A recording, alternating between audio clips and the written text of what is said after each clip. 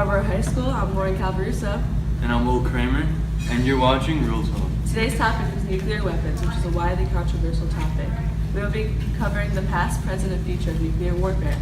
To start off, we sat down to see what some of Marlboro High School's finest teachers and students know about the background of nuclear weapons. When was the first nuclear bomb dropped and where?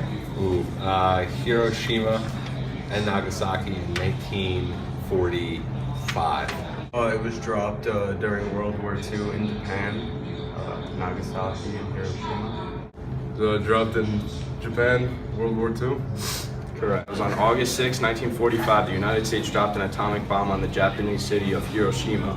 3 days later, the United States bombed Nagasaki. Japan agreed to an unconditional surrender on August 14, 1945. It also resulted in the end of World War II. Do you believe dropping a nuclear bomb on Japan was the right choice to end the war? Why? Opinion. Well, in my opinion, I don't know that it was the right choice or not the right choice, but I think something needed to happen to end the war. If that was a step that they needed to take, then yes, it was the right choice. Yes, because it was showing that the U.S. wanted to end the war and end battle.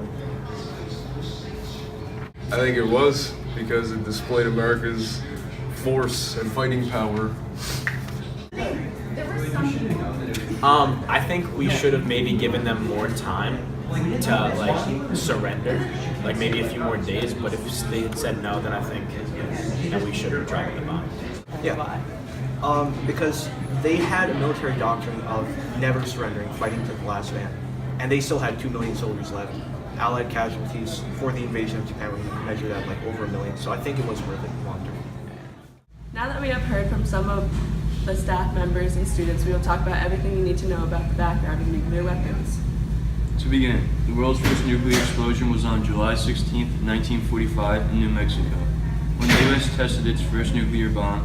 In August of 1945, the U.S. dropped an atomic bomb on the Japanese city of Hiroshima. Nearly 130,000 people were killed or injured from the bomb. Within the next 3 days, the U.S. bombed Nagasaki, where 74,000 people were killed and another 75,000 were severely injured. Japan agreed on an unconditional surrender and also resulted in the end of World War II. In years, the United States, Great Britain, and the Soviet Union tested several nuclear weapons. In 1954, President Nehru of India called for a ban on nuclear testing. This was the first large-scale attempt to ban the use of nuclear technology for mass destruction. In 1958, scientists presented to the UN Secretary a petition that asked for immediate action to be taken to effect of an international agreement to stop the testing of all nuclear weapons. In years, the United States, Great Britain, and the Soviet Union tested several nuclear weapons. In 1954, President Nehru of India called for a ban on nuclear testing. This was the first large-scale attempt to ban the use of nuclear technology for mass destruction. In 1958, scientists presented to the UN Secretary a petition that asked for immediate action to be taken to effect of an international agreement to stop the testing of all nuclear weapons. In 1960, France tested its first nuclear weapon. After that, in 1964, China conducted their first nuclear test. The U.S. and Soviet Union and about 60 other countries signed a treaty to promote disarmament in July 1968. The treaty was set up to ban nuclear weapons from being used and ban countries from building up nuclear arsenals. However, it does allow nuclear usage for peaceful purposes.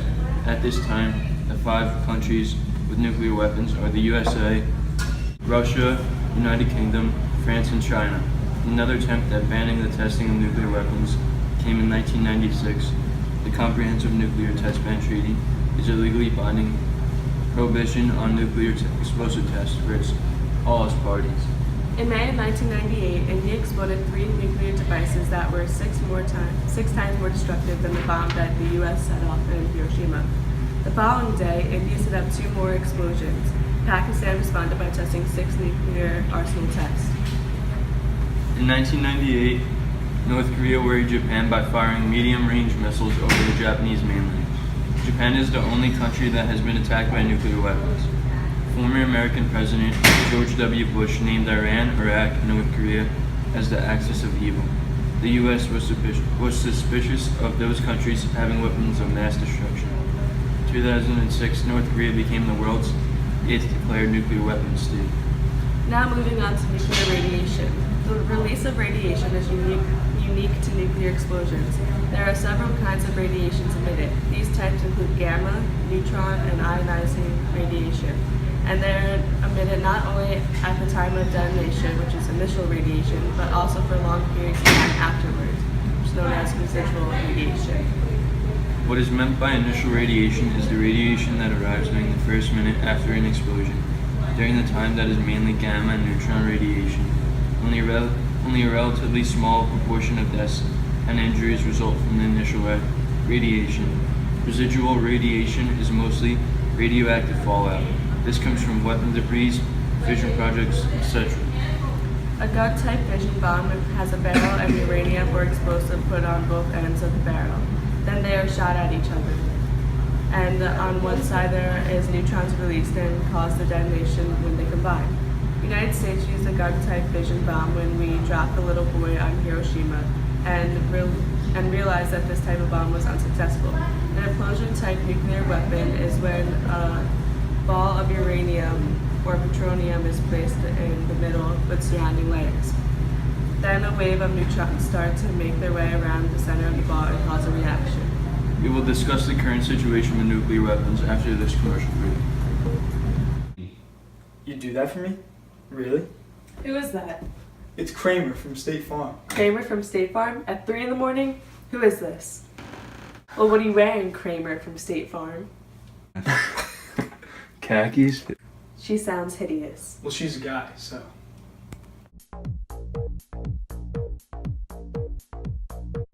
Welcome back. I'm Will Chuckiano. And I'm Tyler Smith.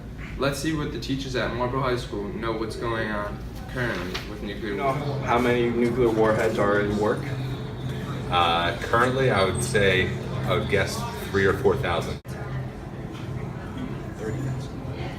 4,000. Let me take a guess. Yeah, take. A million. There's That's not 4,000. Yeah, I think so. Which country has the biggest nuclear arsenal? Russia. That is correct. They have 1,910 active and a total of 7,000. How many countries have nuclear warheads? I'm going to say we're in the range of 7 to 8.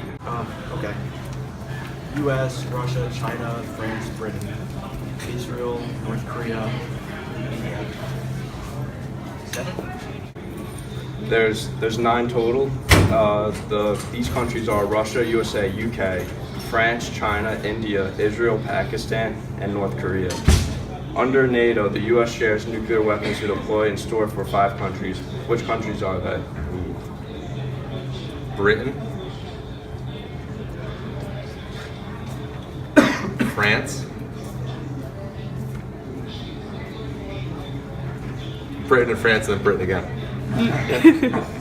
The answers are Belgium, Germany, Italy, the Netherlands, and Turkey to deploy and store. This is my over. What do you think about North Korea testing nuclear bombs and making treats to wipe out the USA? I don't like their treats. I'm gonna say.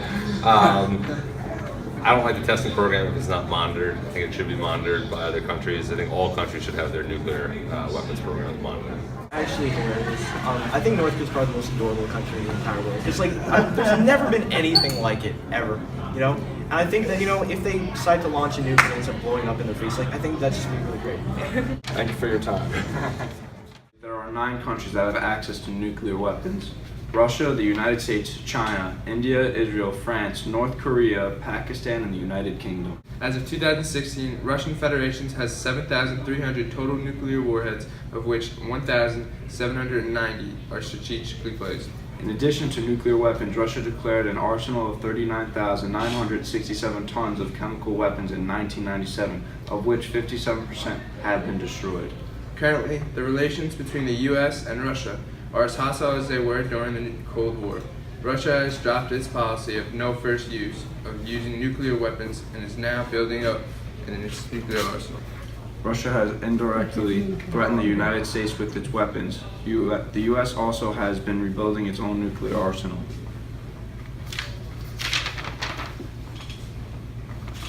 Next, we know Al Qaeda and ISIL have made attempts to get nuclear weapons, and I believe that if they succeed in getting one, they will use it.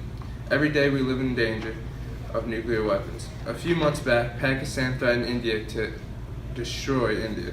This was not an empty threat. Pakistan has over 100 nuclear weapons, which is more than enough to destroy India. Of course, India would retaliate by sending 100 plus weapons back. North Korea regularly makes threats to make Seoul into a sea of fire. North Korea has 15 to 20 nuclear weapons, medium-range ballistic missiles, and a program to develop an ICBM. North Korea claims to have tested 5 successful nuclear weapons in 2006, 2009, 2013, and in January and September of 2016. In September 2016 test, the device indicated a yield between 10 to 30 kilometers, which would make it North Korea's strongest nuclear test. One big question is whether North Korea is testing nuclear or hydrogen bombs. On April 14, 2017, President Donald Trump dropped the largest non-nuclear bomb on Afghanistan, a GWBU-43/B massive ordnance air bomb blast, nicknamed the mother of all bombs. A Moab is 30-foot long, 21,600-pound GPS-guided munition. Trump later on called it another successful day on the job. Officials said the target was an ISIS cave and a tunnel complex and personnel in the Akin district. The U.S. takes the fight against ISIS very seriously. The explosion destroyed 3 underground tunnels as well as weapons and ammunition, but no civilians were hurt. Afghan and U.S. officials said ISIS denied that any of their fighters were killed. Afghan President Ashraf Ghani said he approved of the strike and that it was designed to support Afghan and U.S. forces conducting clearance operations in the region. However, former President Hamid Karzai accused the United States of using Afghanistan as a testing ground for a new and dangerous weapon. You may be thinking, why now? The U.S. dropped the bomb after an intensified week of fighting. U.S. and Afghan forces have been unable to advance because ISIS has expanded into Afghanistan in recent years and has mined the area with explosives. Now let's learn about what the future of nuclear weapons has to hold. Gene? Thanks, Will. We are now going to get the opinions of the Marlboro High School staff on how they feel about the future of nuclear weapons. Do you believe there will actually ever be another bomb dropped? If so, what country do you believe will be the next one to drop on? Yeah, I think it could happen again. I think that the one country that would drop it would probably be the United States dropping on somebody else eventually. With the way the world is going right now, with the conflicts that we're in, there's possibly, I don't know, 2 or more targets. Another bomb to be dropped, I think it would be dropped on Syria and the Middle East because of the disagreements between the U.S. and Syria. Who do you think it would be dropped by? The U.S. Yeah, there definitely will be. I think it's probably going to be either India or Pakistan. Or actually, it's either Pakistan or Israel. Israel because they might feel like they're under threat. They have around 80 warheads. Pakistan is a very unstable country. It could be taken over by some terrorist group like the Taliban and they could launch it. So, one of those things. I think Russia's going to be the next country to drop a bomb. Yeah? Why do you think that? Because Russia seems to have displayed a very I don't care attitude, and they seem to be the perfect candidate. Want or feel safer with your country having nuclear weapons? Do I want them? Yes. Do I feel safe with them? No. Because of the ramifications that could happen if the bombs are dropped. U.S. having nuclear? Yeah, definitely. And you think we should have them, right? Yes. Yes, I think it's a very good method of defense. I do. I think if there were no nuclear weapons at all, that would be a lot safer. But if they exist, I think, yeah, the U.S. should have. Question. If you knew a nuclear weapon would be fired at your country next week, how would you prepare for the incoming attack? I'd probably jump out of the plane and pray for the best. I would not come to school because it's just a waste. I'm gonna die. And what country? Just a random country. Yeah. You dropped me. I'd write an angry worded letter to that country, and I'd spend time with friends and family. See if I can get out of the country if it's coming in my general location, and if it's not, then I wouldn't sweat it.